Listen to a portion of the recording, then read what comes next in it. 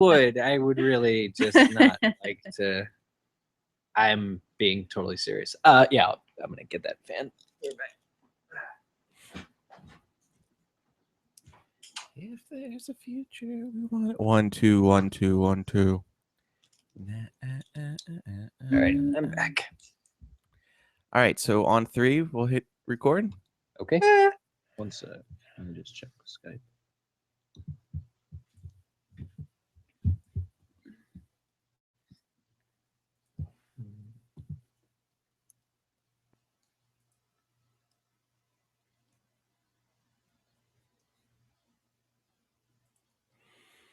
Right. Okay, on 3. 1, 2, 3. Okay. Done. Beautiful. Test. Yeah. I also am doing the group recording, which I may use, but Test. see. That's fine. Always good to have a backup. Mm-hmm. All right. Welcome to MuggleCast episode 296. Happy 4th of July weekend to all of our American listeners. And I guess the people over in the UK can celebrate Independence Day with us too, right? Too soon. Oh. Nope. Hashtag Brexit. You know, I tweeted J.K. Rowling asking her if Brexit was going to affect the value of the galleon, and she hasn't replied yet. It's so Oh. weird. Interesting. It's like she's snubbing you now. Yeah. How strange. Well, I want to know. I want to know if I should go buy galleons or if I should hold off. Maybe now's a good time to visit Hogwarts. It's probably cheap. Or Hogsmeade. Yeah.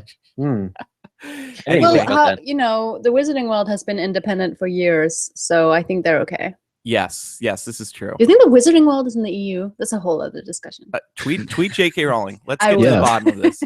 She loves one me. question you should ask is if the Wizarding World in both Orlando and Los Angeles will now become cheaper for us to attend. This is a good point. Yes. The answer is probably no. Universal tends to raise ticket prices every year And not lower them. Yeah. Right. Yeah. But actually, legitimately, it's a bad time for people over there to come over in the UK to come visit now because of the value of the dollar or Right. the value of the pound. Right. Anyway, Selena, Micah, Eric, and I are here this week. We're going to be talking about Let's talk about Brexit. Hey, everybody.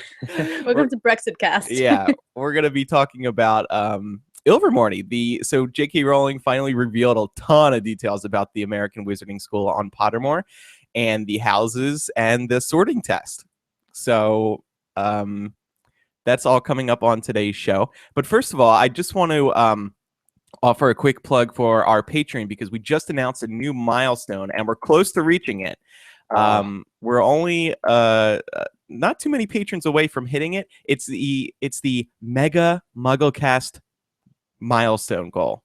And what this is, if we hit this goal, we will bring back every single MuggleCast host. Well, the very large majority of MuggleCast hosts for a super duper mega episode in early September. And we're just going to get the whole band back together to celebrate a new term at Hogwarts. And of course, we're approaching a big MuggleCast anniversary. So all that is what we're working toward as a milestone on Patreon. And just one other quick thing. This is the final month to sign up if you want to receive a t-shirt. So you have to sign up by July 31st to receive a t-shirt through Patreon. Full details are on patreon.com/MuggleCast. And of course, you get lots of other benefits too when you pledge. And thank you to everybody who's supporting us and who will be supporting us. So that's that. Let's get into Ilvermorny. Yes. What Yay! houses are we all in? I am Good question. Puckwudgie. So am I. And I'm Thunderbird. And so am I. What? Okay, I like this Crazy. split. This is a good little split. A little 50-50. Yeah. Thunderbirds forever. So it was interesting. What happened was they announced Ilvermorny and all the details and the sorting test at the same time. Mhm. And I my only critique about all of this is that it felt weird to me because when we took the sorting hat test, the Hogwarts sorting hat test on Pottermore all those years ago, we all knew the Hogwarts houses very well at that point. Mhm. Whereas this, we were just suddenly thrusted into it. Like, hey guys, here's the school, here's the houses, now get sorted. Like, we had no time to like decide which one we wanted ourselves, which one we identified with, you know? Right. And Well, when do we you got think an that answer, kind of? Do you was think like- that kind of? Oh, go on. it was like, what did we just get? So that was all. Well, do you think it kind of sort of reflects how you're sorted at the different schools? Because I've been thinking a lot about this and how on Hogwarts, like it is kind of like how you think of yourself. And in Ilvermorny, it kind of is the house chooses you, so you have a lot less autonomy. So actually, maybe it kind of works out.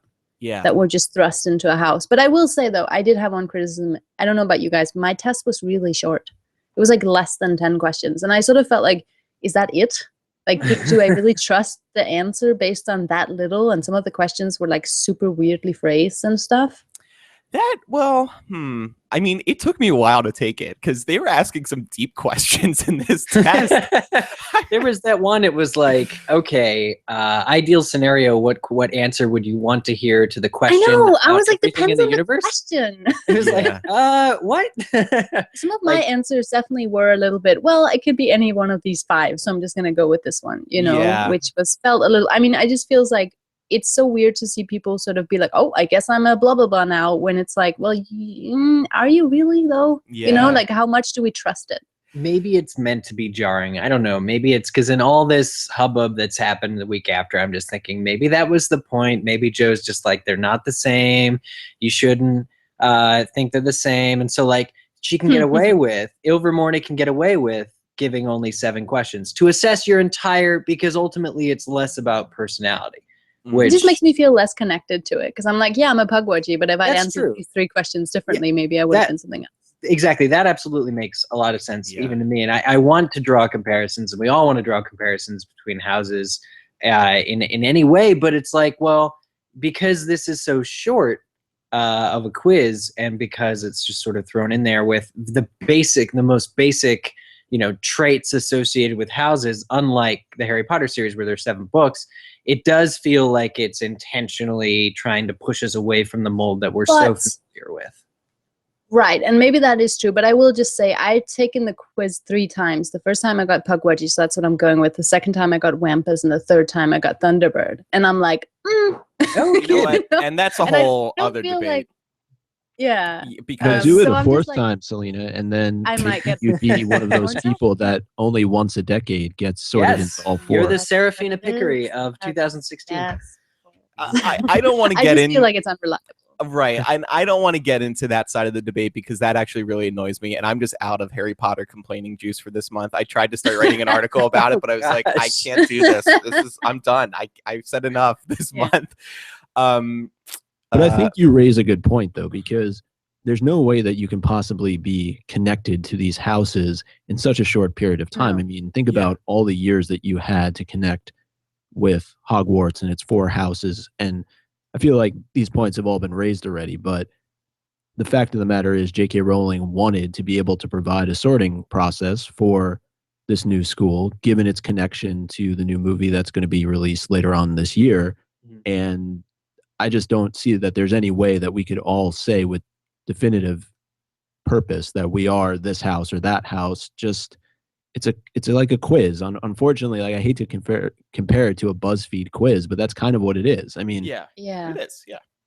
It's a The Yeah, perception and quiz. you know, Yeah. and that's kind of like my whole reasoning, because I know me and Eric sort of disagree very publicly on this, but that's like one of Oh, my no. reasons why I'm so quick to I'm bringing it up. Oh my god, no, that I'm so quick to say, well, how do we compare these to Hogwarts? Because I still feel like the Hogwarts house is like the ultimate, and I found myself sorting the Ilvermorny houses into Hogwarts houses when I was doing that comparison, because I was like, I may as well, Yeah. And I do think, I mean, we can talk about that, but I do think but that's there's some fair sort of though, because that's your significant basis overlap. for comparison, though. That's the entire Exactly, basis. Yeah. exactly. And we don't disagree. Selena and I do not disagree that there's a correlation between the Okay. houses, but it's always a question about how do they fit and what does it all mean? Right. If you get Thunderbird and they're said to be adventurers, well, is that Gryffindor? Because Gryffindor are adventurers. Well, you also have Slytherins who are bold-headed. All the Ilvermorny traits where do they line up and where do they line up is sort of, I think, where everyone who's taken this test's head is at, because frankly, the writing does not, and it was, I did enjoy the story. It's lengthy, but it did not sort of answer to our satisfaction the same kind of, it didn't fill the void of, or provide a sense of belonging so much as just gave you sort of a quiz result that you're supposed to now, it now decorates your homepage. It's just, well, I do want to say like one thing, and then you can speak. Sorry, I just want to say Ariana from Hypable actually had what I think is the best explanation for how they are different. Is she said Hogwarts versus Ilvermorny houses is like your sun versus moon astrology sign. Hogwarts projects, it is what you project out, and Ilvermorny is what's going on inside of you. And I was like, oh, that makes sense. Yeah. I like that. The other thing, and this kind of hit me last night, it's just for fun. It's just people are excited about this new Ilvermorny American Wizarding School. It's cool for us Harry Potter fans to know that J.K. Rowling has this school in her head here in the United States, and it's just for fun. And this hit me last night when I was at a party with a group of people who are Harry Potter friends, and we were all just kind of being like, it was fun to hear what houses each of us got sorted into. It was just fun to like go around the circle and say it, even though we couldn't really elaborate on it because we don't know much about these houses. But still, it's just fun. That's all I could say. So I would. Oh yeah. Are you gonna move on? Yeah. Okay. We'll go back to houses later. Yeah, for sure. So this next part, did we talk about this just now? I guess we kind of did, right? Yeah. But I one thing I found interesting was the way the people were actually ending up being sorted. It looks like, and this panel is a reflection of it, that most people were sorted into Pukwudgie and Thunderbird. This was interesting. Yeah. This was very, very interesting. Unlike Pottermore's Hogwarts test, which was evenly putting people in all the houses, my theory was for house points reasons. Everyone is... So according to the latest version of the poll, which we were running on Hypable, 38% are in Thunderbird. That's the biggest. Second largest is Pukwudgie with 28%. 22% were in Horned Serpent. And then Wampus has had the smallest number this whole time with 12%. And the question is just, does this quiz measure different aspects of your person? Like, why is it that the majority of Harry Potter fans, regardless of what Hogwarts house they're in, why are the majority of them in Thunderbird and Pukwudgie? Like, how does it that... might have something to do with the questions. Like, I was thinking, like, some of the answers just don't make sense to me. Like, and I'm thinking maybe other people have the same, like, they look for, maybe there are just some answers to these questions that are more common than others, That's interesting. Yeah, I agree with that because, yes, yeah. And then there's been breakdowns of where each Hogwarts house is ending up at Ilvermorny. See, all this data has been fun to look through. Yeah, so cool. I like that. You shared the poll on Hypable, the statistics from the Hogwarts, was it Running Club? Yeah, so they conducted their own survey and they gave us the data. There's so by the way, there is a running club for Harry Potter fans. It's on Facebook. Like Eric said, Hogwarts Running Club. Go check it out. Cool. Yeah. So like the most interesting thing I found was that Gryffindor, Hufflepuff, and Everyone's in Thunderbird. Right. Well, besides that, Gryffindor, Hufflepuff, and Ravenclaw all had kind of equal splits in terms of where their students were going at Ilvermorny, but Slytherin had the most equal distribution across all four Ilvermorny schools. And we have pie charts up on Hypable if you want to check them out. But yeah, it's like a real statistical breakdown. Yeah. Right? Yeah, thanks to a survey that the Running Club people did. Even BuzzFeed. And all that tells up. me is that, like, no one is getting into Wampus. Yeah. Which, it's like, why? That would seem to be, I don't know, that would seem to be a more common house, I'd think. No. I was kind of hoping that J.K. Rowling would take the Twitter to answer some questions about these houses, because I think she still might. Yeah. Honestly, I mean, I was running infographics all week. I was taking poll. I have a poll as well with 100. She was doing people. Nothing. I mean, she was doing nothing. You're working so hard, and she's not doing a damn thing. She's too busy with Brexit. I didn't say that, nor did I even think it. But I do think that it's very no. The few people, well, I don't say few people, the dozens of people, complete opposite, dozens of people I've engaged with over the last week about this house thing, this house crisis, this house puzzle, this mystery, because you're talking about, us potentially identifying with a new house that we know nothing about. So there's that. That's just what we said before. But the dozens of people I've interacted with over the last week, and the 1,100 people who have taken my poll, the 1,100 people who took Hogwarts Running Club's poll, like, we all kind of are interested in getting to the bottom of this. And this is something that J.K. Rowling, she addressed in one tweet. She said that the houses were not equivalent. What she didn't say is that they don't like correlate or have anything to do with one another. So that's very suspect. She could have elaborated further. She didn't, so far as I'm aware, completely yet. But it's something that she can always elaborate on in the future. She can do another story on the houses. It would seem to be time, considering we all took the test now. It's like, well, okay, but what does it mean? We still kind of want to know. And are we going to realistically have to wait 4 months till November to maybe get a throwaway line about a certain house in Ilvermorny, because we're going to be interacting with wizards who went there for the first time on screen? Or is there going to be more writing, or is there going to be more tweets once she sees like 2,000-word essays on Hypable from Selena, and all these polls and infographics on Tumblr and everything else all around that, like, people are doing, trying to get to the bottom of this? Like, I think a 140 character tweet is not enough to sate our desires and our curiosity. And where is that Patronus quiz? I guess it's ever coming. I don't think so. Let's just jump on Joe.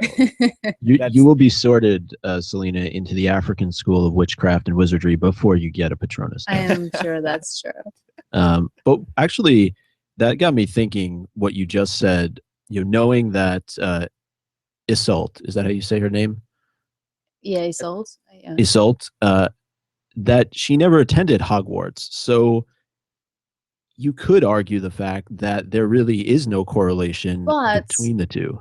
Did you? The one thing that I made out in my article is that Iseult grew up with stories of Hogwarts, and actually, when she decided to build the school, her sons told her that they wanted houses just like Hogwarts had houses, and she always dreamed of being in Ravenclaw. Yeah. And she made Horned Serpent too, which supports that correlation. So I feel like what the houses of Ilvermorny sort of do reflect is like her idea of what the Hogwarts houses could be, which actually I really like that idea. I think that goes sort of deeply into the text in a way that feels very J.K. Rowling to me. Mm-hmm. And I will say that I know we spent a lot of time talking about the backstory that J.K. Rowling provided for the Wizarding world here in America, but this particular piece that she released felt much more J.K. Rowling-like. Yeah, so good. Mm-hmm. I don't know about if it was the same for the rest of you. I really enjoyed it. Yeah. I thought it was like so. I'm still thinking like, oh, why is this not why does this have to be a summary? It could so easily be a full story. But the story itself, like everything she said, I was like, this feels very magical to me. Yeah. By the way, did you guys agree with your initial house selections? Like reading the description? For example, Pukwudgie, mine, it says, named by James Stewart after the fiercely independent magical creature. The Pukwudgie house is sometimes considered to represent the heart of a witch or wizard. It is also said that Pukwudgie favors healers. I agree with the fiercely independent part. I mean, I at least feel independent. I enjoy being independent. I don't know if I'm fiercely independent, but... You are if you want to be. Yeah, I suppose so. For me, I thought it was cool being sorted into Thunderbird for adventures, because I had been feeling, I don't want to say kept in a box. With Hufflepuff sorting on Pottermore, which after reading the Hogwarts letter, I actually completely agreed with. But I had been dressing as a Gryffindor all those years, as you all know. And I felt kind of cut off from the Gryffindor aspect, which to me is like the bold, the brash, the adventurous, the brave. So getting sorted into Thunderbird was like, hey, this is cool, because now I can feel like I'm still like it speaks to my interest in having adventures and, you know, travel and that kind of all that kind of stuff that's part of me, but like I had forgotten or not sort of associated with a Hogwarts house, I could then sort of put into in the Ilvermorny sorting. It allows you to find a new side of yourself, I guess. I mean, Thunderbird is the coolest house. Can we just like all agree on that? So yeah, is that the new Gryffindor? I think so. Yeah. It's the best. That's why I like equating it to Slytherin, actually. Like I said in the article too, like I really like the idea that this sort of explores, like this might be what Slytherin could have been like, if not for all the negative associations and stereotypes of Hogwarts, because it is for those like who internalize. It's like smart Gryffindors. I say this having identified as a Gryffindor, so please don't be mad at me. But like, you know, that think things through more and that are very ambitious and very sort of set out to do things, you know, for themselves or the cause they believe in. And I like the idea that could be, you know, there's also Wampus though. There's also the Warriors. There's also the body and the Gryffindor. Yeah. So I don't know. But what about Micah and what did you think, Micah? Like Thunderbird for you? Yeah, I mean, I would not connect as much with the adventurous side of it, but how it broke down the representation of the witch or the wizard, the fact that it's the soul of that individual, I thought was a really cool connection to make. And so that part of it I like. I mean, going back to Hogwarts, I was sorted into Ravenclaw, and I always thought that that's kind of where I fit. So it's interesting to me that if we're comparing Thunderbird to be more from a popularity standpoint Gryffindor, but I've also seen it compared to Slytherin. So it's interesting to me that this is where I would end up, although I did get, when I went through and did the sorting on Pottermore the first time, a hat stall between Ravenclaw and Slytherin. So maybe this is starting to show my true colors. Micah, you're good for the soul. So let's get into the Ilvermorny story. It was very exciting to get sorted, but of course there was this giant story here. First of all, just a basic. Ilvermorny is in the United States. It's atop Mount Greylock in Massachusetts. There was some debate when they first revealed this map because it looked like it was sitting on the Canadian border. So people were wondering if it really was in America. I forgot about that. Yeah, I got into a Twitter war with somebody over that. So I was very excited to hear that I was right. Anyway, Eric or Micah, do you want to lead us through this discussion? Yeah, I will. No problem. The Ilvermorny is situated, as it turns out, on the top of Mount Greylock, which is in part of present-day Adams, Massachusetts. It's actually, the story's only slightly misleading here. It's actually like a 3.5-hour drive, hundreds of miles from where Plymouth is. In the story, Isolde Sayre, who we'll get into in just a moment, who ends up founding Ilvermorny, sort of wanders from Plymouth settlement into, like, it just says into the woods, but she's actually traveling across the entire state to Mount Greylock, which is becomes the settlement for Ilvermorny, which is sort of shrouded in mist, and it's a perfect location for a school that has to still be kept away from prying nomad eyes. God, did I just use that word? It's interesting because this whole story, just as an overview, when you're going through it, there are, I think, deliberate connections to Hogwarts, both in that Isolde always wanted to go to Hogwarts, and so did the kids that we learn about later in the story, but also that there's some sort of history that really ties in. Isolde's history, Isolde's personal history, ties into Hogwarts in a huge way. So getting into that, Isolde is a direct descendant of Salazar Slytherin. Yes.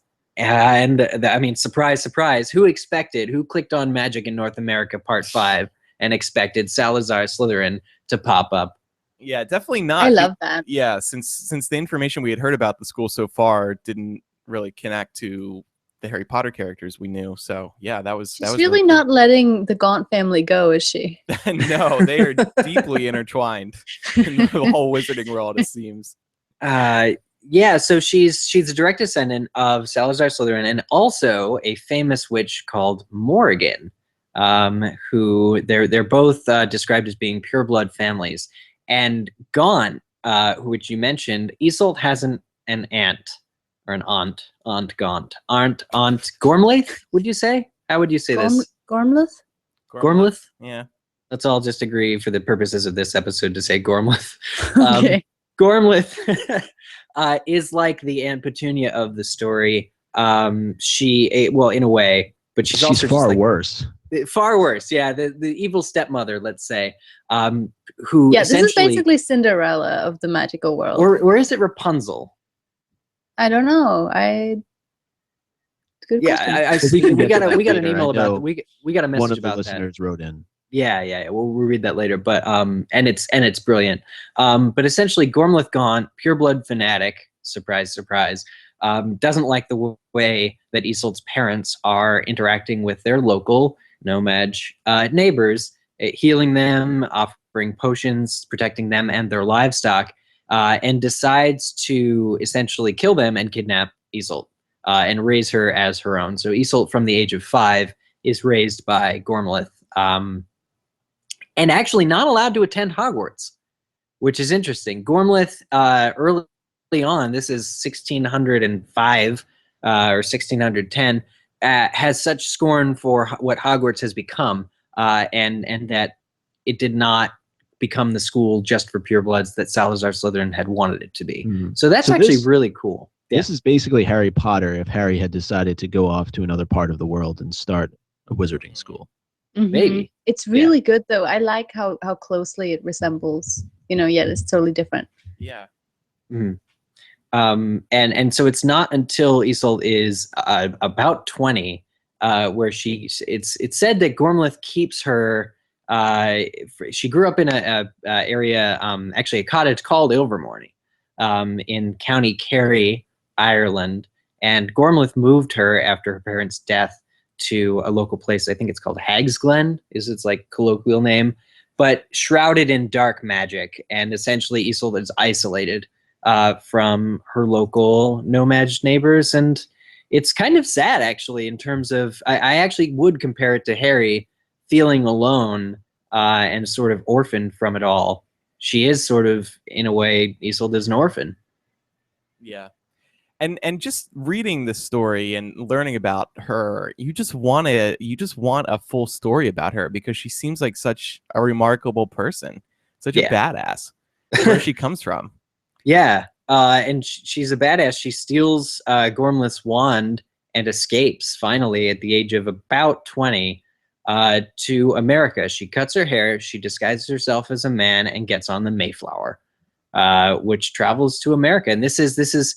She didn't destroy her aunt. She just sort of escaped. And so Isolde from this day forward lives in this fear from her aunt of like retribution and that her aunt will find her. So first she moves to England, then she moves to America. Mm-hmm. And then enter the Pukwudgie. Enter the Pukwudgie. Oh yeah. She wanders into the woods 1,000 miles away. Sounds safe. No, it's several hundred miles. I'm actually typing it in right now, but I'll keep talking. She wanders into the woods and encounters not one but 2 magical creatures that she did not know anything about. One is a hide behind, and the other is of course, Pukwudgie. Saying that out loud is What, hide behind? Hide behind. Yeah. Hide behind. Well, what does it do? What does it do? It's just it's again like something that it is from American folklore. I did Google it, but it's just something that when I first read it, I was like, is this another one of J.K. Rowling's weird words that she's inventing? Or but yeah, no, I thought that was kind of entertaining. Like Leatherfold? Yeah, right. I like Leatherfold. That's one of my favorite beasts in the Fantastic Beasts. But yeah, she stumbles into the forest, which I looked, it's 160 miles away from Plymouth, and winds up witnessing a Pukwudgie nearly destroyed, nearly eviscerated by this hide behind, and is able to somehow save the Pukwudgie. So this was cool. This is sort of an early indicator that Isolde has a lot of sort of adaptive skill in the story. It comes into play, I guess, throughout the entire story, just that she has sort of a kind nature. She wants to help and is actually quite capable, despite her sheltered upbringing, of, I guess, doing what actually ends up working, of being successful at magic. As a Pukwudgie myself, I'm disappointed in William that he needed help in fending off this hide behind. But all right. I think the point with that is these characters, these creatures, are supposed to be that much more terrifying, right? So it's just that it's all fresh and new. Like even the Pukwudgie, which the story says are very dangerous creatures, and normally you wouldn't even want to approach a Pukwudgie. Damn right. Don't approach me. Don't approach Andrew the Pukwudgie. He's You got your fiercely bow and arrow loyal. ready? Yeah. Normally you wouldn't even want to approach a Pukwudgie, but she does, to save it from a hide behind, which is a particularly nasty hide behind, even more terrifying, and was going to kill the Pukwudgie. So you get this new world aspect of it's scary, it's dangerous, it's uncharted to Europeans, and they just don't know what to expect. And so I guess this creates a blood debt for the Pukwudgie, who eventually is named William after Isolde's father, because he will not tell her his individual name. And she nurses him back to health, and in turn he introduces her to the local wildlife and in terms of magic, and they begin sort of I guess he's described as like a curmudgeon. They have sort of like a curmudgeonly friendship that naturally over the course of time evolves. He reminds me of Creature. Yeah, that's a good point. Yeah. Even if you look at the Pukwudgie art on Pottermore, you get that. Is that what you mean, or just based on his Well, description? just from his behavior too. I mean, Okay. just the idea of Pukwudgies, at least in terms of how they, at the end of the story, seem to serve Ilvermorny, remind me overall of house elves, but House William in elves, particular. absolutely. I was going to compare him to Dobby, but I think Dobby's personality is a little too different. Creature falls in line with Williams, especially how he comes around at the end. Yeah, I agree. And the story does say that Pukwudgies are distantly related to goblins. But I also see, I mean, for the purposes of the story, it seems that they're closer to house elves as well. So then how do we meet the next two? So there's some children in need, and actually sort of echoing the story of William and the hide behind. Isolde and William they hear a scream, I guess. They hear the sound of a mother and father being killed viciously. And these two boys, Webster and Chadwick Boot, are left alive after, unfortunately, their parents have died. And the very same hide behind that was going to kill William is finally destroyed. I guess it had escaped wounded. Maybe they recognized it from a scar, but they knew it was the same one, and they finally killed it. But this actually becomes, and it's very interesting, an issue of contention between Isolde and William, because William typically, and Isolde is an exception, but Pukwudgies don't usually associate with humans. They don't waste any of their effort or any of their time helping humans. This kind of reminds me of a goblin connection. But it's because of the blood debt that Isolde eventually grudges William into helping her carry the boys. All she wants is for him to carry the boys back to their sort of stone flap of a shelter.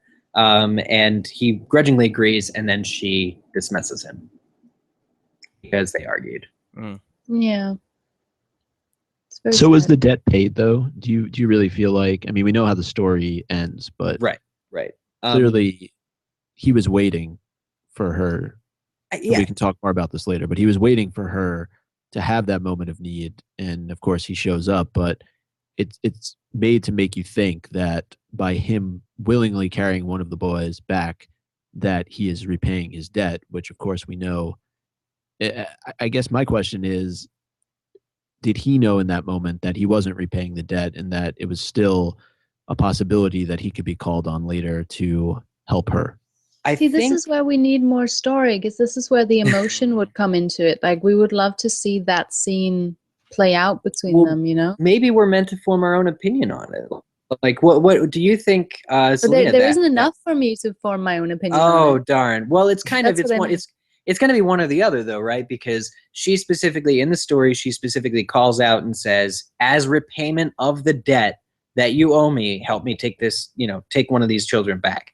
And he's like, "Oh," and he grudgingly agrees. So But he clearly she's still continued to, as we see from the story later, he still continued to sort of keep, he still wanted to help her and he still wanted to stick around. So is that his personal choice, or is it that the I don't blood know. debt was not? I mean, I think we're meant to, and it should be fairly easy to just decide which is. Well, which. okay, as a Pugwaji myself, Okay. maybe it's just maybe the heart thing. If we're gonna take that literally and say that he actually does lead with his heart, right? And I would say that explains it.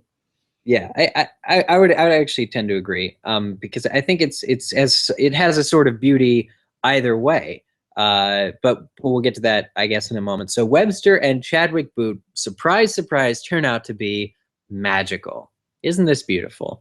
Isolde Perfect. has stumbled upon these children, which she raises essentially as her own, but actually at first she needs to go back and bury their parents. She never got a chance to.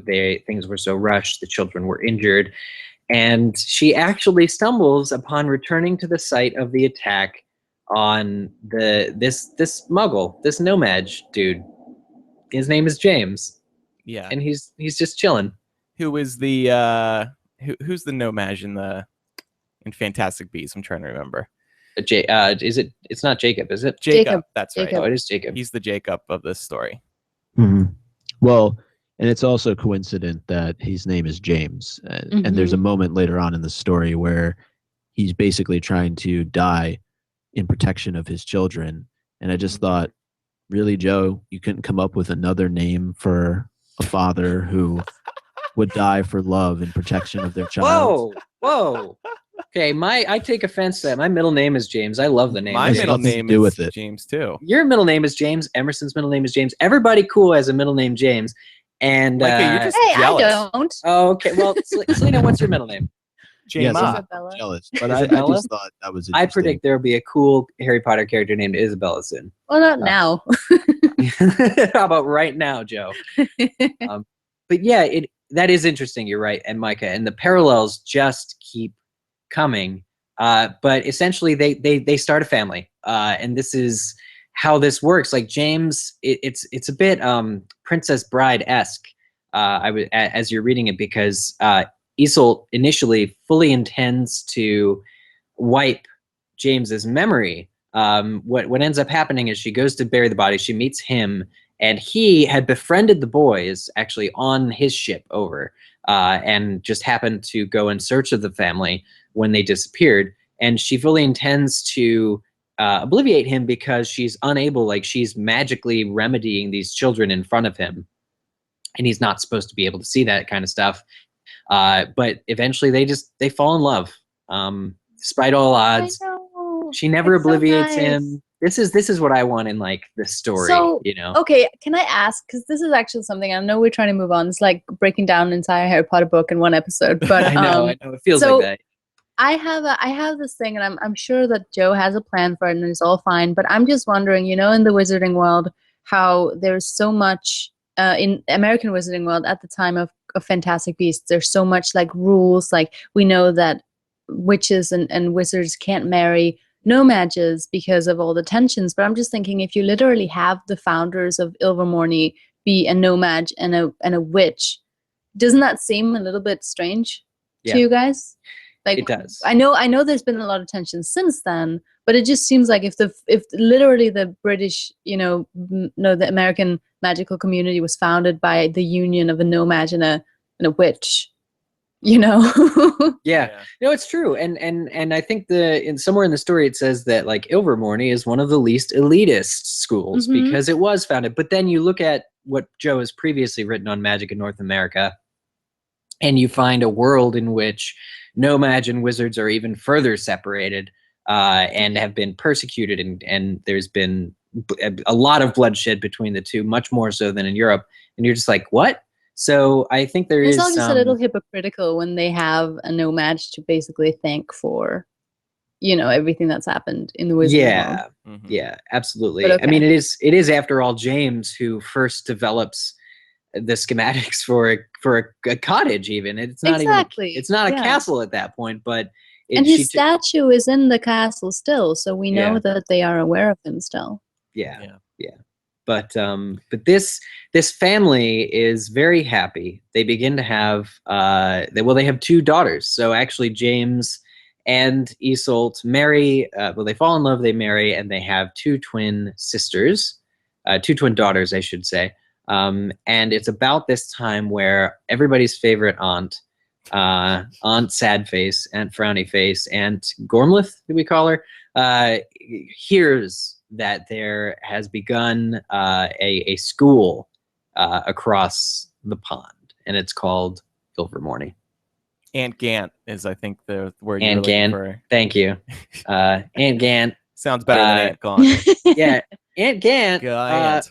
who in the years since her defeat apparently has not repurchased a wand to replace her missing one, gets a wand from Ollivanders, also disguises herself as a man, travels under the name of Isolde's father, William Sayer, comes across on a ship, and on one fateful evening confronts, or actually appears in the woods outside of Ilvermorny. And this is where the story just explodes in my mind. This is just where like all the coolest stuff that you could think about happens in terms of its correspondent to the Harry Potter universe. Yeah.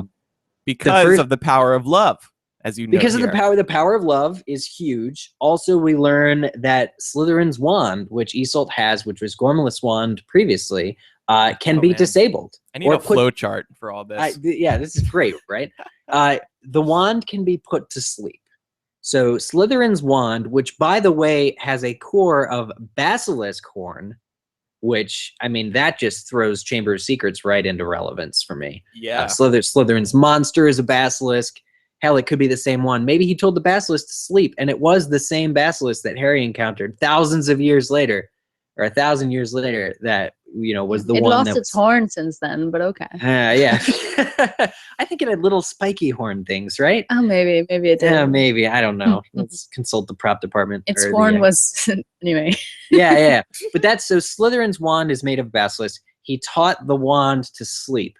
So there's some word, and Joe is very clever to not say what it is, but it's in Parseltongue, and she utters it, and it disables the wand. Why do you say she's very clever to not say what it is? Well, it's just like Horcruxes, right? You're not supposed to know what like the process is. Okay. Like I just think there's a scene in Narnia in The Magician's Nephew where the White Witch freezes her entire planet and race in time and space, essentially killing them. It all but kills them by uttering a single, what's called the deplorable word. It's like the idea that a word has power. And similarly, this magic, Isolde's, Gaunt, Gormleth says a curse that has their names in it, Isolde and James's names, and it puts them into an enchanted sleep, like Sleeping Beauty. But this is interesting new magic here. At the same time, what she doesn't realize she's doing is she is sort of enhancing the power of the wand cores for both Chadwick and Webster, which is made from the horned serpent. And this was a part of the story we skipped over by accident, but Isolde can understand Parseltongue and has befriended a horned serpent. I think nearby. it says she can't, but we'd have to check that. I just don't want to. Yeah, like I think it says she can't. It says she can't speak it, but she understand. Like she befriends it and is able to understand or comprehend what it's saying to her. Right. So that's weird. But anyway, yeah, her children's wands are made from the horn of the horned serpent, and this Parseltongue that Gormleth utters, which disables Isolde's wands, actually notifies Chadwick and Webster. They get a little text message on their wand that says, "Hey, get up, bitches! It's time to fight." That's pretty cool. Yeah, it's pretty cool. and sort of the whole backstory connection. We talked about Slytherin, but the fact that this dream that Iseult had, where the horned serpent told her, "Until I'm part of your family is doomed." Of course, the way that this serpent becomes part of the family is by giving his horn and becoming part of Chadwick and Webster's wand. And of course, if that didn't happen, I guess we're meant to believe that Ilvermorny would have been destroyed. So a bit of a prophecy included that comes true. I thought it was a cool little piece that got included there. Absolutely. I do think it's sort of like a recurring theme. I can't decide if I like the symmetry or if I think it's too heavy-handed that the Gaunts are just like continually confused by love. Like they just do not understand. Like Gormleth is like, it's the same. She has the same fall as Voldemort because she ultimately doesn't. She underestimates the power of love, right? Yeah, I like. She also- I like that element of how they keep. Well, actually, she underestimates it first. Voldemort should have not made the same mistake as her. Well, she didn't. Yeah. Oh, yeah. I mean, maybe If I don't he know knew how much- history, clearly he he knew- did not study in Bin's class. No, he did not. Didn't pay Clearly attention. not. Yeah. I also will say that she didn't hear anything. The girls were infants. It's the scream of the infants that wakes the mother and father. The terrified scream due to the destruction that's at that point. It was in the yard. Now it's in the castle. But she had never heard the story of the young. Nobody tells tales about the daughters yet because they're just infants. So Gormleth didn't actually know that there was anyone else in the castle at the time. So there is that. I'm not trying Well, to. she knew the daughters were there. She didn't know that Chadwick and Webster were there. No, she heard about Chadwick and Webster. I thought it was the children she didn't know about, No. or else she would have No, put them it's to the sleep. reverse. Okay, all right. Well, I'll go with you. That's why she was surprised when they came outside. Right, and she's trying to discern who their parents were, or like Because what her their whole bloodline. because her whole purpose is to kidnap her niece. Well, I guess You're right. You're right. her grandnieces. Is that what they would be? Yeah, she wants to start over with the two girls. You're right. I was completely off. It's essentially the story, like history is going to repeat itself. She wants to take the girls back to Hag's Glen and raise them in her own image the same way she did Iseult. So that's actually kind of cool, but terrifying and sad if she were to have been successful. All right. So what happens next? Chadwick and Webster give her a run for her money, but her dark magic ends up, pretty closely matching them a little bit more. But there's a moment where she's about to kill James in what I imagine to be the bedroom, and Iseult, just not really knowing what she's saying, shouts out, "William!" And William the Puckwudgie, Slytherin and Andrew and Selena on the windowsill appear and shoot arrows, or Yes, one we arrow do. into one arrow into Gormleth's cold dead heart. We had Katniss helping us too. Yeah, of course. And Well, I've Katniss been is practicing. Yeah. in Puckwudgie. And Gormleth dies. Peace out. Yay! The witch is dead. She died Yeah. much like Bellatrix. I don't It's know. the end of the Good. movie. Yeah, she caught that. exploded into smoke. Yeah. Yeah. You know what's interesting is Now that's finally justified. That's Right. in the movie.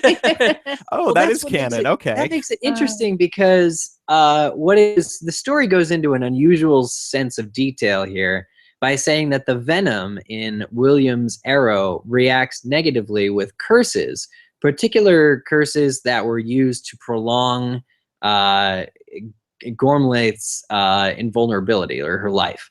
Like essentially, Gormleth was a precursor to Voldemort in many ways, who had used dark magic to extend her life or protect herself from death. And Sure. she nobody suspected or prepared for the foreign venom of the Puckwudgie arrow. Mm. America. America. America. F yeah. So Gormleth dies. Her Ollivander store-bought wand just bursts open, and the day is saved. And it actually, I think, brings about an interesting change in the family. From that moment on, the girls who grow up, talking about the girls for a moment, Martha and what do we say, Rhiannash? Rihanna, I think. Rihanna. Oh, Rihanna? Rihanna, Rihanna? I think. Let's say Rihanna, Martha and Rihanna.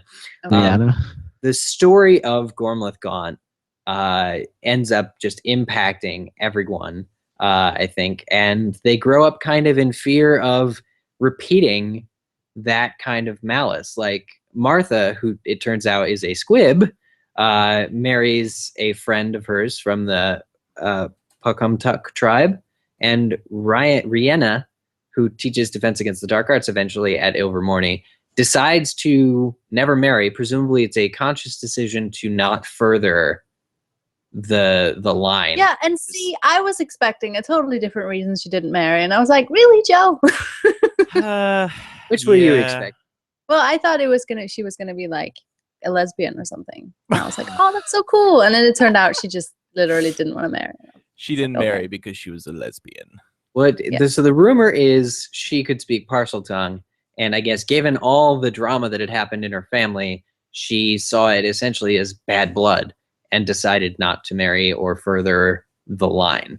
Mhm. And actually, I think the story implies they would have or could have snubbed out the Gaunt line had there not been more back in England. They would have essentially stopped Slytherin's lineage from existing in the world entirely. And in fact, along those lines, Slytherin's wand has a resting place, which absolutely 100% must come into play at some point in a story that she writes. I hope not. Within the next 3 or 4, 100 years of wizarding history. Slytherin's wand is buried on the grounds of Ilvermorny, turns into a snakewood bush of indescribable species, whatever, comes up from the ground, grows, eventually produces, leaves with magical healing properties.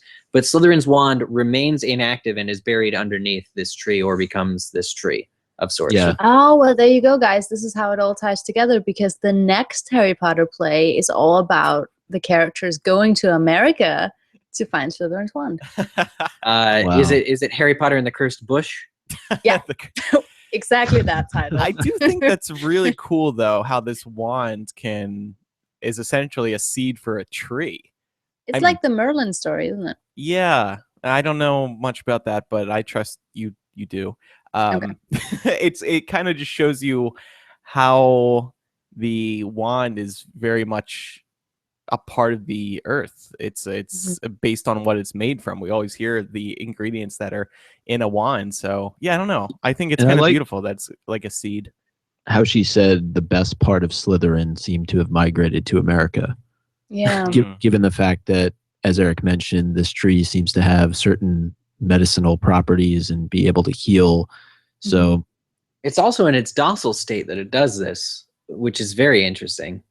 So you have a wand that I would typically equate to an elder wand, right? It's this badass wand. You can teach it to sleep so that your enemies can't get a hold of it, all this cool stuff. But it ends up being rendered sort of moot in a really cool way. Like, it still has the magic, like the good benefits, as you said, but it's not being sought after. Like, I think it's probably a well-kept secret what is at the heart of the root of that bush. Yeah. So let's talk about the kiddies then, the children, Okay. what they went on to be. Yeah. So as we mentioned, Martha was a squib, which that's actually really sad for me. I was thinking like, oh man, because Isol is the product of 2 pureblood families. James being a Muggle, they have 2 daughters to their own of their blood, and one of them is a squib. And really the saddest part is not that she can't do magic, but that she's raised in a wizarding school I and know. it's the Argus Filch. Like, I feel bad That for would Filch suck. while Yeah. reading about Martha. Like, there's just this disconnect. She doesn't feel like she's fully part of the wizarding world, despite all her family. And she marries a nomad, and it doesn't necessarily move away the way Webster does, but is just kind of forever one step away, like one at arm's length, I guess. And that's just sad when you hear about like growing up in Ilvermorny and not being able to learn magic. Yeah, that would totally suck.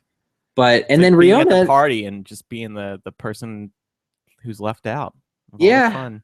I mean, but then again, like Riona doesn't have a happy life either necessarily. I mean, well, actually, let's not equate whether a person's life was happy or not based on whether they married. I guess that's flawed. But she does have that sort of determination to not further the line, which is no small thing. Yeah. So she decides to die alone, I guess. Maybe we'll find out more later. Webster kind of, riffing off of his success at defeating or helping to defeat Gonti, can we call her? Yeah. It becomes an Auror for hire, and he actually returns to London and has a happy, prosperous life and family. He's actually said to be repatriating a particularly dark wizard of unknown name back to London, and meets his wife and marries, and eventually has children who have children who have children who have children who 20 generations later have Terry Boot, presumably. Okay. Yay, Little a connection there. tie-in. Good. Little connection. And Chadwick, then, the other child, is the author of Chadwick's Charms, volumes 1 through 7, which are standard texts at Ilvermorny. He marries a Mexican healer, Josefina Calderon, and the Calderon Boot family remains one of Wizarding America's most prominent today. All right. So now we get to Ilvermorny today. This was the final section in Pottermore's and J.K. Rowling's big breakdown of it. The sorting process. So there's no sorting hat like there is at Hogwarts. To quote the J.K. Rowling's writing here, here's how it happens at Ilvermorny. While the rest of the school watches from the circular balcony overhead, new students file into the round entrance hall. They stand around the walls and one by one are called to stand on the symbol of the Gordian knot set into the middle of the stone floor. In silence, the school then waits for the enchanted carvings to react. If the horned serpent wants the student, the crystal set into its forehead will light up. If the wampus wants the student, it roars. The thunderbird signifies its approval by beating its wings, and the puckwudgie will raise its arrow into the air. Selena and I both experienced that. It was very exciting. We did. I like this sorting a lot. I think it has a very epic feel to it. It's a lot cooler. Yeah. Is It's it better than having like a voice in your head trying to argue with you about where you should go. Like based on I the argue first with thought that myself pops all into the your mind. time. Yeah, I mean, a hat that I'm wearing to argue. I mean, there's back. something that will always be unique about Hogwarts, but Of course. I just think that this process, at least to me, seems a lot cooler than having a dusty old hat put on your head. Yeah. And I could really visualize this in my head when I was reading this part of it. It just seems like something that, who knows, could maybe show up in Fantastic Beasts at some point, the movies. Yeah. Oh yeah, that would be definitely interesting. The other thing that seems to happen, and maybe this is just Jo covering her bases because she introduced outside of the books the idea of hat stalls. Like Pottermore exclusively talked about hat stalls first, and then she went back and said like McGonagall was a hat stall and Hermione was almost a hat stall and all this other stuff, hat stalls. But so in this backstory, she actually talks about more than one house claiming a student, or saying that it might be covering her bases, or it might be that this just happens more often at Ilvermorny. I think the text's a little ambiguous there, but based on the fact that people are taking this quiz, like Selena, and getting different houses each time, maybe that all adds up now. I think so it's possible that it's more common for people to be picked for more than one house. It's their choice. I just think they're like happened. It's a bad quiz. I'm sorry, Jo. Well, please forgive us. I will give you that. You should get the same answer every time you take it. Every time you personally and I mean, take but it. you're never gonna get that with an online quiz, and I think that's why something like Hogwarts feels so more real to us, because we literally have online quizzes. We have every single character in Hogwarts making up the canvas of what that house stands for. Mm-hmm. Well, not really so much for Hufflepuff and Slytherin. We're really stereotyped, but for Gryffindor and Ravenclaw, both, you have like, oh my god, this huge selection of people like that tell you, okay, it's about something deeper inside of you. Here it's literally just like, oh, what house are you going to be today? You know, like if I answer, I'm strongest when I'm awake, I get this house. You know, I don't know. I need a book. It's my answer. I wonder if the only way this is going to probably really work is once the Fantastic Beasts movies come out, plural, and we start meeting American wizards and maybe in passing finding out what houses we are in, they will begin to embody our understanding of each of those houses. Yeah, I think so. I mean, to a certain extent, the story does attempt to say that the houses take on the qualities of their founders. You know, Webster, Chadwick, James, and Isolde each have their own sort of house, and their personalities leak into them.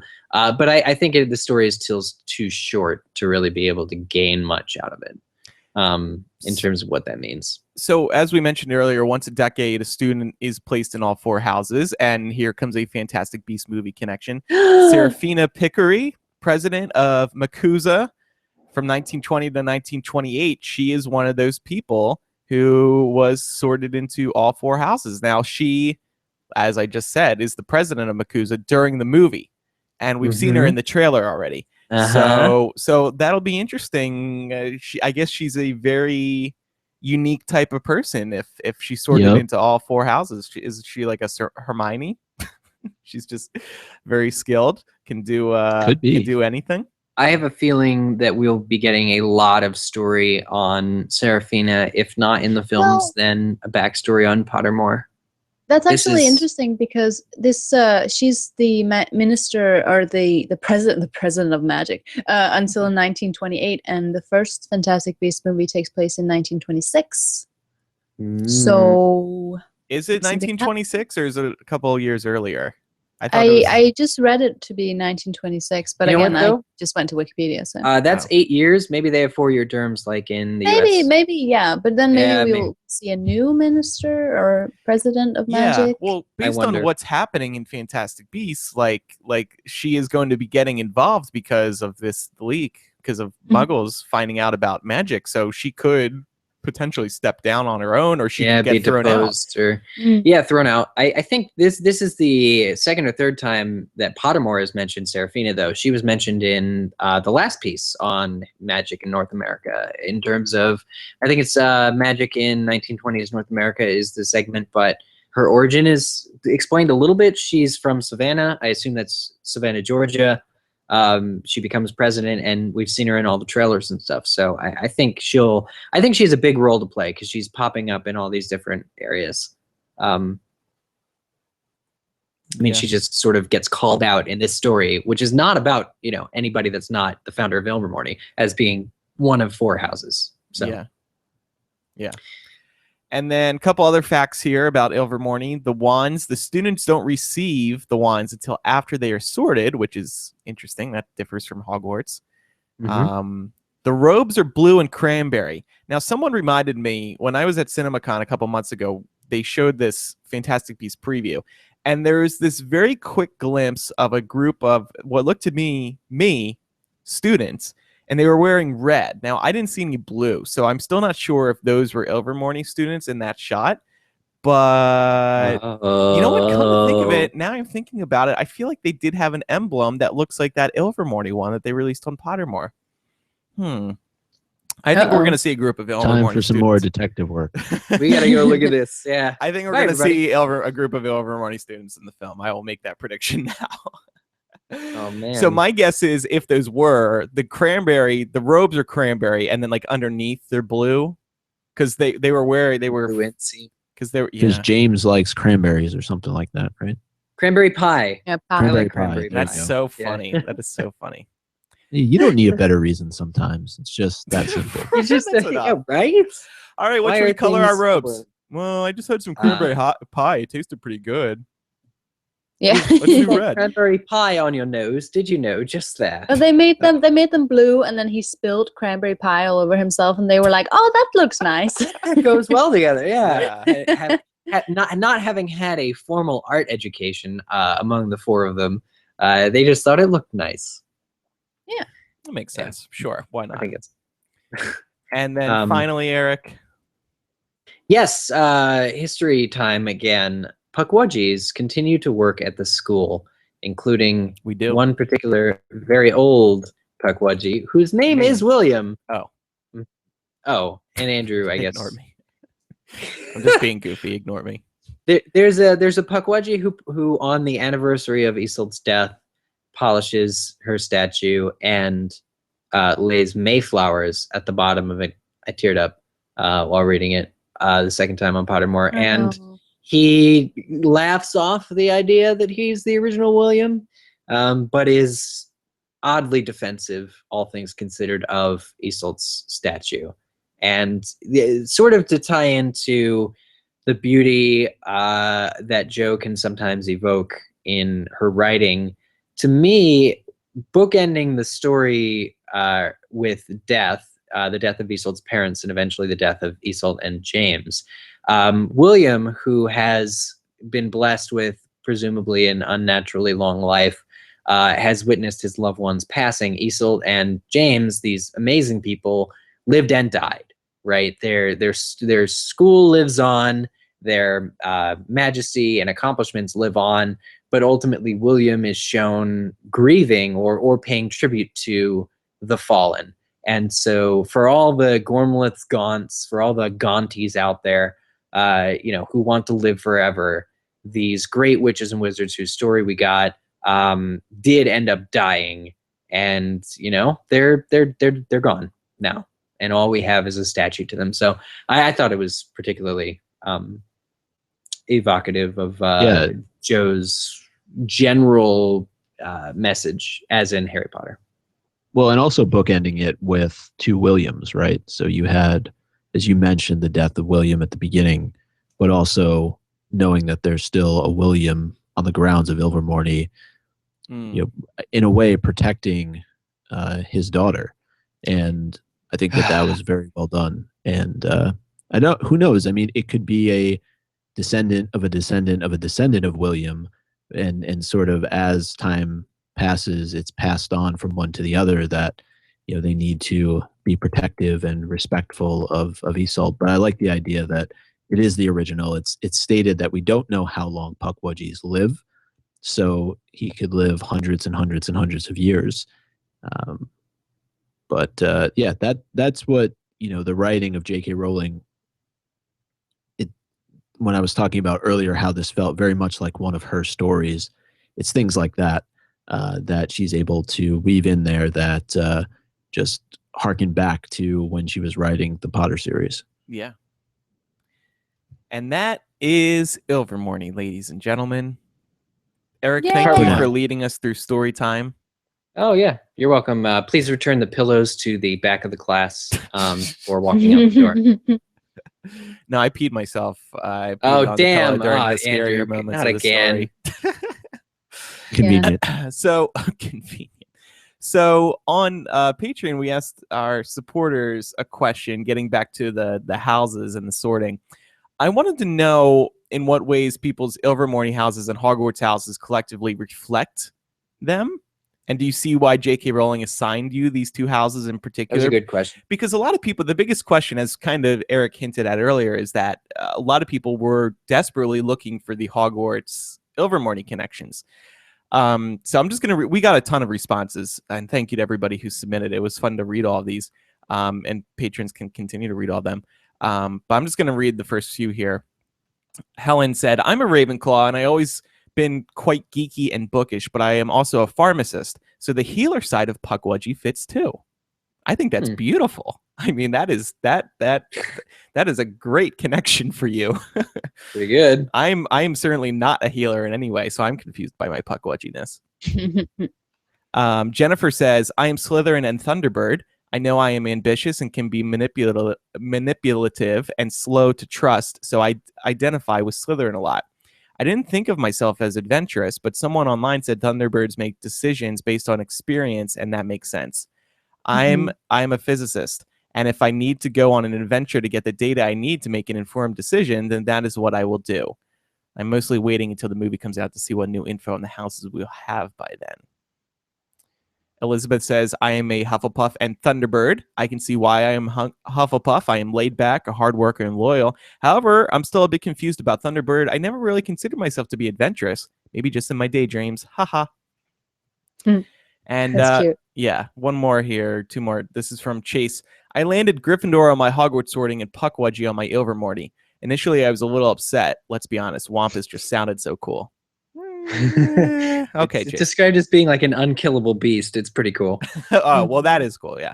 But after reading all the available lore Joe has provided thus far, I'm more in love with my Ilvermorny sorting than my original Hogwarts. Everyone knows the story of Gryffindor by now, so I'll spare the details and characters traits, but I see a lot of the same characteristics in Puckwudgie. Courageous, caring, kind, to name a few. But the hidden don't mess with us traits, Puckwudgie's carry, is what really sold me on the house. I've always felt I was a little too cold-blooded, so to speak, to be a true Gryffindor, but with Puckwudgie and my apparent school, legal poisonous darts, it totally fits. And that's where I feel School like the legal. connection like between like the stuff you show and your inner life, like why you act the way you do, sort of comes in and makes the two schools sortings go so well together, is because what you say, you're a Gryffindor, right? Like Hermione's a Gryffindor, Harry's a Gryffindor, Neville's a Gryffindor. These are all people, if we were fantasy sorting them, we would probably sort them into like Ravenclaw and Hufflepuff and maybe Slytherin for Harry, you know, but because they were all sorted into Gryffindor, they come to be defined by their bravery. And this is like, but why are you brave?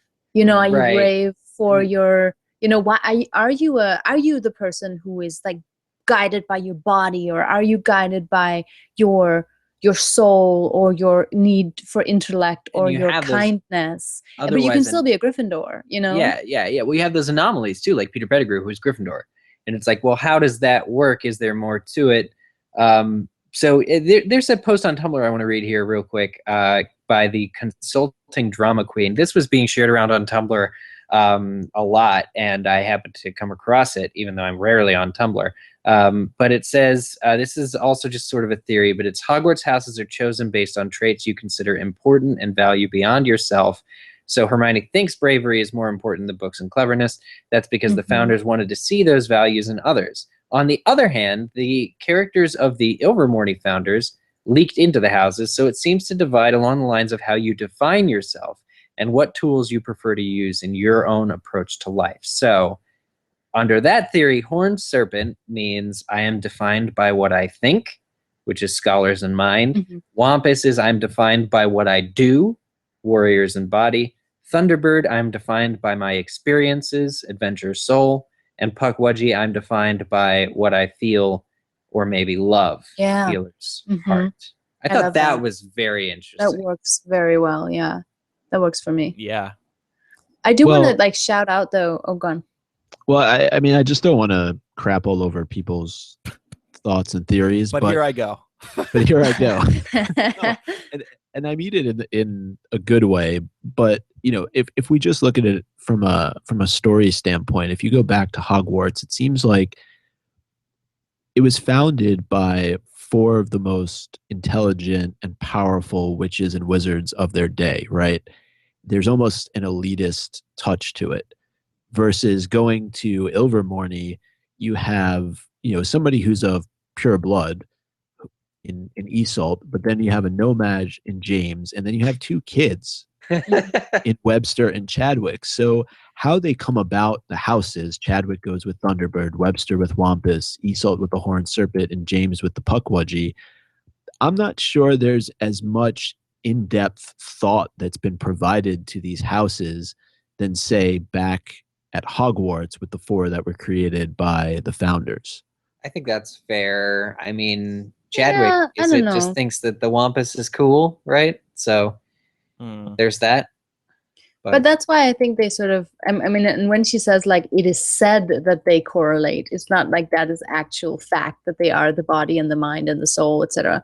But I do like that they like that thing that Eric just read out. Like I feel like that's what we all want to believe, and it kind of goes along with we all kind of also I think assign more importance to Hogwarts sorting than we know there really is, because again you mentioned Pettigrew, and we know that some people are literally able to choose their own house. And we know that people change when they get older, and they might, you know, was it Dumbledore who said he might have been sorted differently? Yeah. So I feel like, I mean, we all sort of say, I am a Gryffindor, but really it's maybe because we wish we were a Gryffindor. And I think that sort of speaks a lot to sorting in general. It's more like what you feel like you are as opposed to what you actually are. But what I was going to say earlier is just that I feel like I should shout out, we have an Unhypeable. It comes up every once in a while, but maybe we can link it in this. I think it was Katie did a quiz called Your Hybrid Hogwarts House, which I always loved because it's like, rather than saying I have to fit myself into this very square little box, you go, well, what is my, you always overlap. You always say, well, I'm a Gryffindor, but I also see myself being in Hufflepuff or Slytherin and Ravenclaw, etc. And she sort of finds, it's a very good quiz, a very detailed quiz, and you find like the two houses that reflect you. And I think that's a lot more balanced. And it kind of reminds me of what's going on here when you have a Hogwarts house and an Ilvermorny house, and together they define what you are. Yeah, absolutely. Now we have to create a quiz that combines the hybrid Hogwarts and hybrid Ilvermorny. I will shout out my infographic then, because Thunderpuff. I thought that the Hogwarts houses and Ilvermorny houses might overlap if they were turned at a 45 degree, like turned sideways a little bit. So like if an Ilvermorny house could equal 2 Gryffindor or 2 Hogwarts houses. And this was just the theory. So I sketched something down real quick, wrote it on paper, and it turns out a longtime friend of the show, Jen Levine, who we've known for a decade now, actually made an infographic in PowerPoint, which I really like, and shared over on MuggleCast. So check that out. It's not official. Actually, it's quite flawed based on everybody getting Thunderbird and Pukwudgie. But it was a lot of fun to think about. And that was really just looking back over this last week's between this story airing and us recording the MuggleCast about it. What I will remember most fondly is just how excited everyone was. And how this sparked great discussion and had a lot of fun things. I'm still collecting data on my poll. Maybe I'll share that on Google. It's a Google form. It asks what house do you most identify with at Hogwarts? What house do you second most identify with on Hogwarts? And what house were you sorted into in Pukwudgie? And it's just, again, it's guessing like what traits are matching up. And that's so. We're just trying to. I have an MIT graduate doing the data crunching, the number crunching. So I results to be concluded. Let's just say that.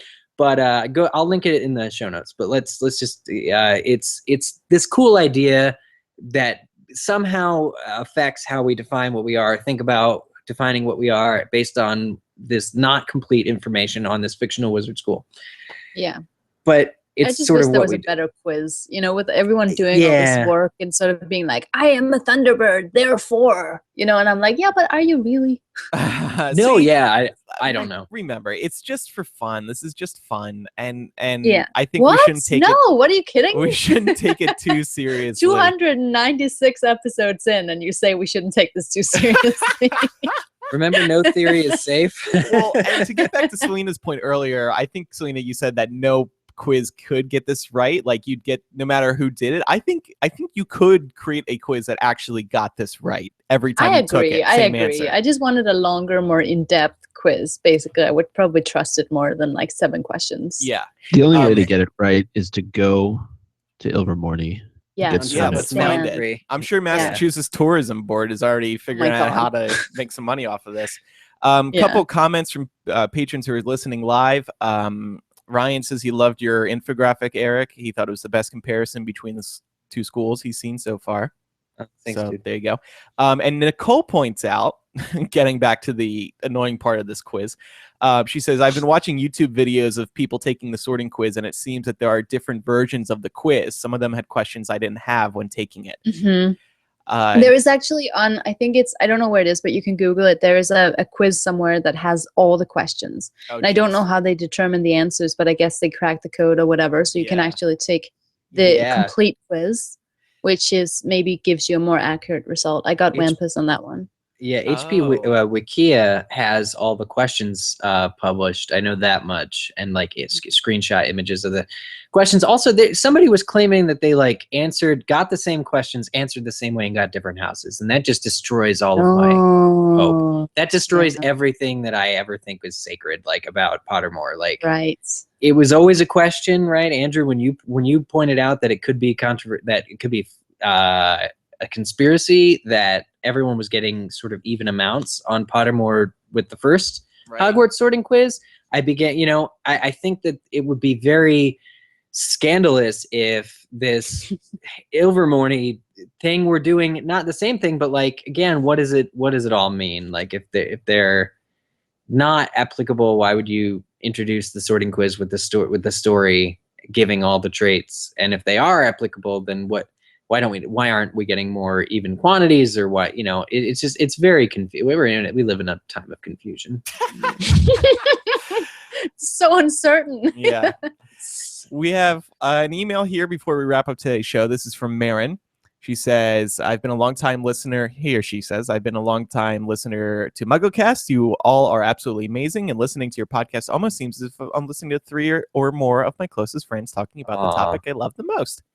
You are. I just wanted to share a few thoughts I had while reading Joe's new story on Pottermore about the history of Ilvermorny. First of all, sorry for being the one who relates everything to the Disney universe, but I was definitely feeling some serious Rapunzel vibes throughout Isolde's story.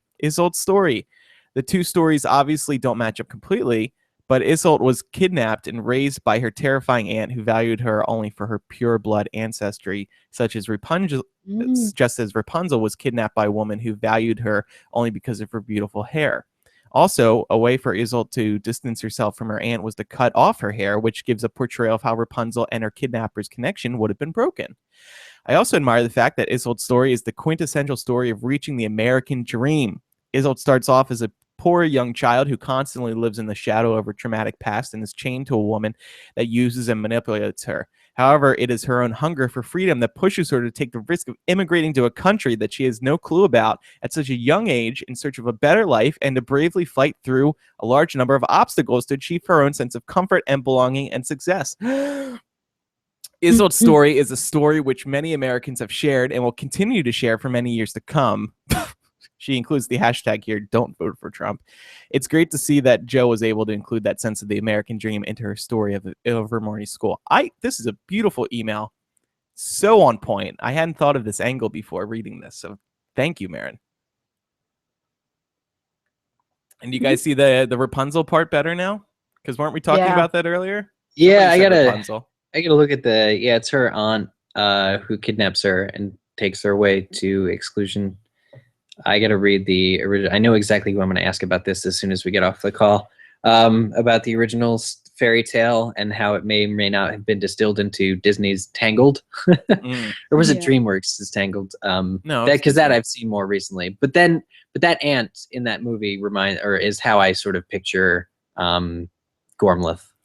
Isolde wanted to hashtag make her life great again by going to America. God.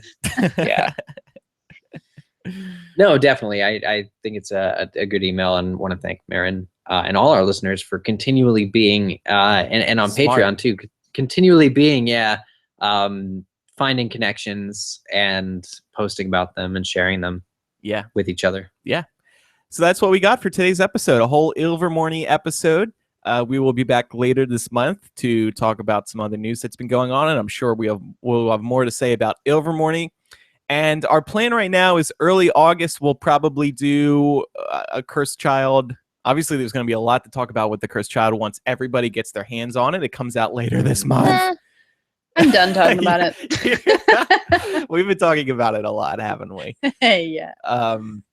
No, there's going to be so much more to talk about.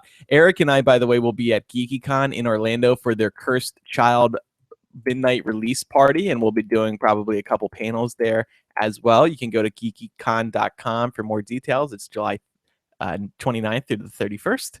And next week I will be at Leviosa. It's a Harry Potter con. It's actually this week now that it's Sunday. The end of this week. I think it's Thursday through Sunday. Leviosa.org. Check that out if you're in the Las Vegas area, or it's just a 3-hour drive from Los Angeles. Andrew, come to Leviosa. It's a Harry Potter con, and for me it's personal because it's the 10th anniversary of Lumos, which was, I guess, MuggleCast's first live podcast at a con. And I was our going to first say convention we did one before that. We did one before. Yeah, it's fairly notable. You may have remembered that. But no, the first convention that MuggleCast went to, and the first convention I went to. So it's 10 years, and it's in Vegas. So that's pretty cool. Same for me. That was my first time flying. And in honor of the 10th anniversary, I'll admit this for the first time having a drink of alcohol. Yeah, very. We excited. can say that now, Andrew. I'm comfortable coming out with that. I think MuggleCast had its own resident bartender, if I'm remembering correctly. Maybe. Yeah. But it was a good time though. It was really wonderful, and excited to be back in Vegas this week. So come to Leviosa, and if not, come to GeekyCon. Right. I'm very excited for everybody to read Cursed Child, by the way. I can't wait to get everybody's thoughts. We've been getting some feedback from people who are seeing the play. Some people did agree with us.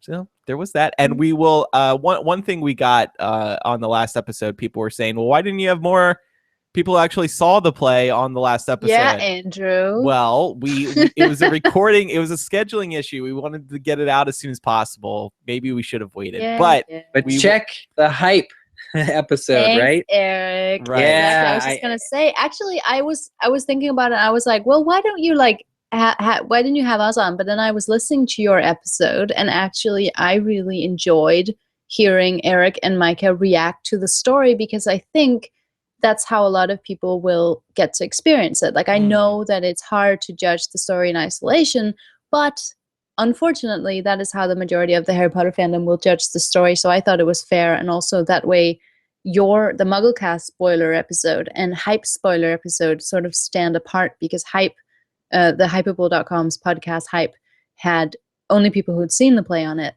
Myself, Danya, what's her name? Katie. Katie and Kyle were all on it, and had a discussion that sort of complemented. We all saw it, yeah. So that sort of complemented yours, and they sort of. Selena, did I tell you that Danya brought me a button? She brought me a Keep the Did Secret she? button. Well, too late for that. I know. But she you brought me feel unworthy of the button? I saw her at Indie Pop the weekend after, and I was just like, and she got me the button, and I was like, I wanted to cry, and then I was like, I don't deserve this. And I just kept going back to Andrew's tweet, which was amazing, where he said the button blew up in his face because of the curse or the magic. Yeah.